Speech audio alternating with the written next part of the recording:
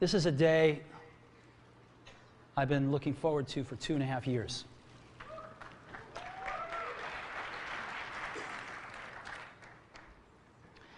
Every once in a while, a revolutionary product comes along that changes everything. And Apple has been, well, first of all, one's very fortunate if you get to work on just one of these in your career. Apple's been very fortunate. It's been able to introduce a few of these into the world. In 1984, we introduced the Macintosh. It didn't just change Apple, it changed the whole computer industry.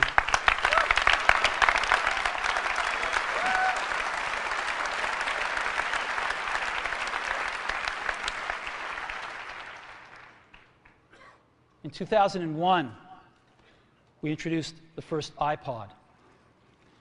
And it didn't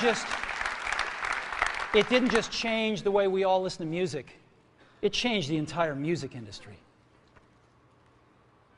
Well, today, we're introducing 3 revolutionary products of this class. The first one is a widescreen iPod with touch controls.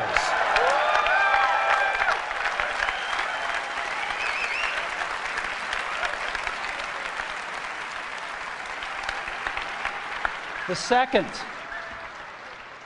is a revolutionary mobile phone.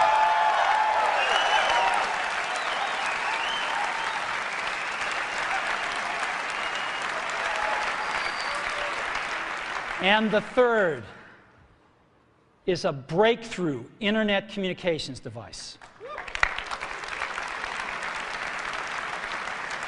So, 3 things: a widescreen iPod with touch controls, a revolutionary mobile phone, and a breakthrough internet communications device. An iPod, a phone, and an internet communicator. An iPod, a phone. Are you getting it? These are not 3 separate devices. This is one device. And we are calling it iPhone. Today, Apple is going to reinvent the phone. And here it is.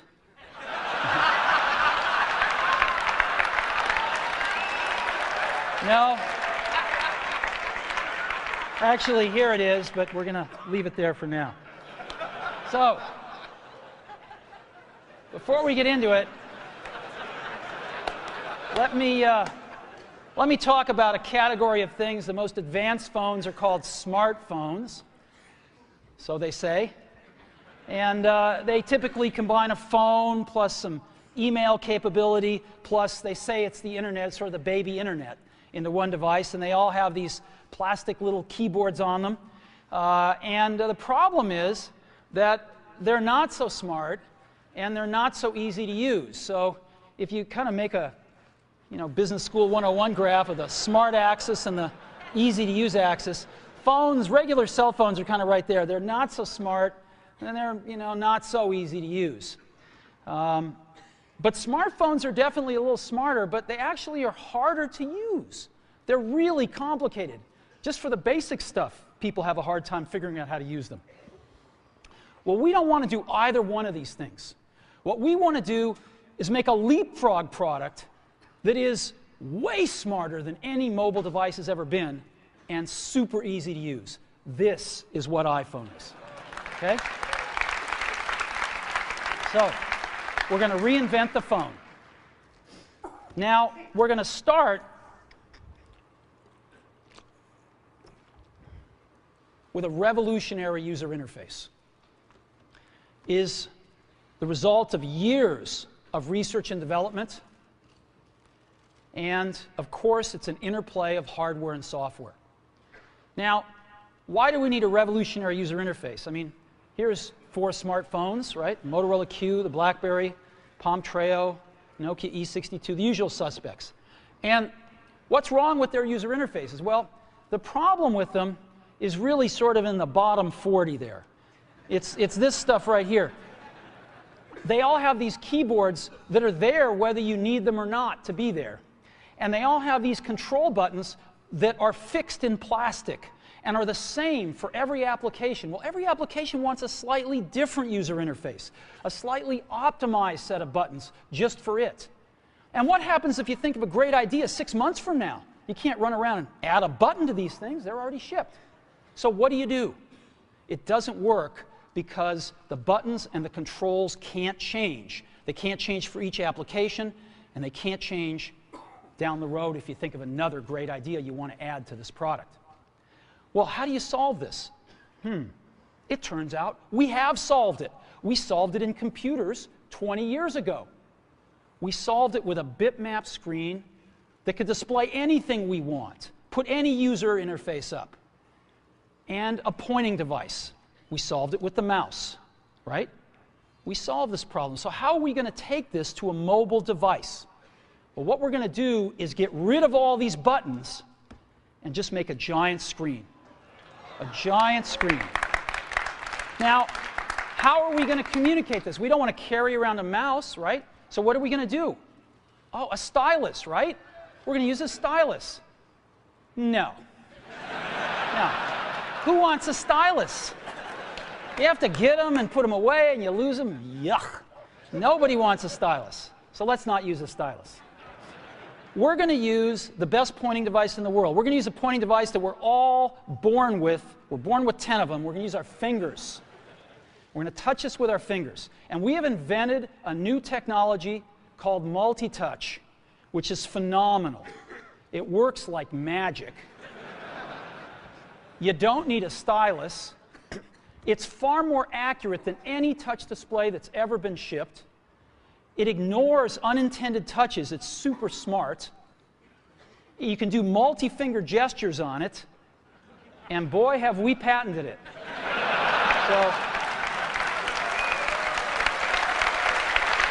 So, we've been very lucky to have brought a few revolutionary user interfaces to the market in our time. First was the mouse.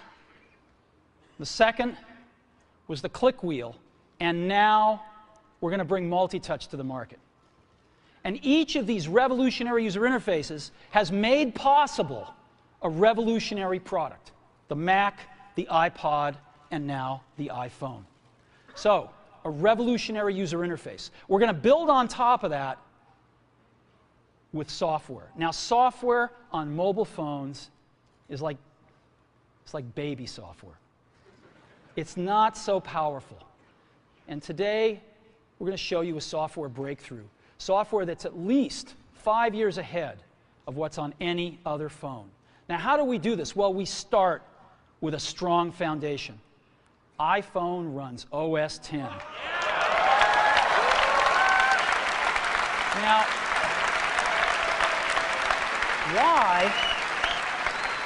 why would we want to run such a sophisticated operating system on a mobile device? Well, because it's got everything we need. It's got multitasking. It's got the best networking. It already knows how to power manage. We've been doing this on mobile computers for years. It's got awesome security. And to write apps, it's got everything from Cocoa and the graphics, and it's got core animation built in, and it's got the audio and video that OS X is famous for. It's got all the stuff we want, and it's built right in to iPhone. And that has let us create desktop-class applications and networking, right? Not the crippled stuff that you find on most phones. This is real desktop-class applications. Now, you know, one of the pioneers of our industry, Alan Kay, has had a lot of great quotes throughout the years. And I ran across one of them recently that explains how we look at this, explains why we go about doing things the way we do, because we love software. And here's the quote. people who are really serious about software should make their own hardware. You know? Alan said this 30 years ago, and this is how we feel about it. And so we're bringing breakthrough software to a mobile device for the first time. It's 5 years ahead of anything on any other phone. The second thing we're doing is we're learning from the iPod, syncing with iTunes. You know, we're going to ship our 100 millionth iPod this year, and that's tens of millions of people that know how to sync these devices with their PCs or Mac and sync all of their media right onto their iPod, right? So you just drop your iPod in, and it automatically syncs. You're going to do the same thing with iPhone. It automatically syncs to your PC or Mac right through iTunes. And iTunes is going to sync all your media onto your iPhone, your music, your audiobooks, podcasts, movies, TV shows, music videos, but it also syncs a ton of data. Your contacts, your calendars, and your photos, which you can get on your iPod today, your notes, your bookmarks from your web browser, your email accounts, your whole email setup, all that stuff can be moved over to iPhone completely automatically. It's really nice. And we do it through iTunes. Again, you go to iTunes and you set it up, just like you'd set up an iPod or an Apple TV. And you set up what you want synced to your iPhone. And it's just like an iPod. Charge and sync. So sync with iTunes. Third thing I want to talk about a little is design. We've designed something wonderful for your hand. Just wonderful. And this is what it looks like. It's got a 3.5-inch screen on it. It's really big. And it's the highest resolution screen we've ever shipped. It's 160 pixels per inch. Highest we've ever shipped. It's gorgeous. And on the front, there's only one button down there. We call it the home button. It takes you home from wherever you are. And that's it. Let's take a look at the side. It's really thin. It's thinner than any smartphone out there at 11.6 millimeters. Thinner than the Q, thinner than the Blackjack, thinner than all of them. It's really nice. And we got some controls on the side. We got a little switch for ring and silent. We've got a volume up and down control. Let's look at the back. On the back, the biggest thing of note is we got a 2-megapixel camera built right in. The other side, and we're back on the front. So let's take a look at the top now. We've got a headset jack, 3.5 millimeter. All your iPod headphones fit right in. We've got a little tray for your SIM card. And we've got one switch for sleep and wake. Just push it to go to sleep, push it to wake up. Let's take a look at the bottom. We've got a speaker, we've got a microphone, and we've got our 30-pin iPod connector. So that's the bottom. Now, we've also got some stuff you can't see. We've got 3 really advanced sensors built into this phone. The first one is a proximity sensor. It senses when physical objects get close. So when you bring iPhone up to your ear to take a phone call, it turns off the display and it turns off the touch sensor instantly. Well, why do you want to do that? Well, 1, to save battery, but 2, so you don't get spurious inputs from your face into the touch screen. Just automatically turns them off, take it away, boom, it's back on. So it's got a proximity sensor built in. It's got an ambient light sensor as well. We sense the ambient lighting conditions and adjust the brightness of the display to match the ambient lighting conditions. Again, better user experience, saves power. And the third thing we've got is an accelerometer, so that we can tell when you switch from portrait to landscape.